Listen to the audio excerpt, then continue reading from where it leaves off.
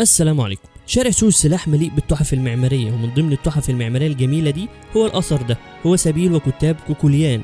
وعلى الرغم انه تم انشاؤه خلال العهد العثماني الا انه اتبنى على الطراز المملوكي، وبيتكون من صهريج مياه تحت الارض بيعلوه حجرة التسبيل وبيعلوهم الكتاب لتحفيظ الاطفال القرآن الكريم ويعلمهم القراءة والكتابة. وتم انشاؤه بامر من الامير حسن اغا الفقاري رئيس طائفة كوكوليان في عهد الوالي العثماني علي باشا سنة 1106 هجري 1694 ميلادي.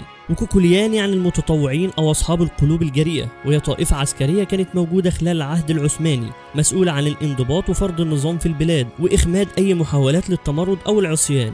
وكمان كانت مسؤولة عن تحصيل اموال الخراج وارسالها للسلطان العثماني في اسطنبول. وذكر الجبرتي ان الامير حسن كان اميرا جليلا صاحب امر ودهاء وحكمة وكلمة مسموعة، ومعروف عنه الشهامة وحسن التدبير. وعشان تعرف اكتر عن حكاياتنا التاريخية اللي ما بتخلص، استنوني في فيديوهات تانية ان شاء الله.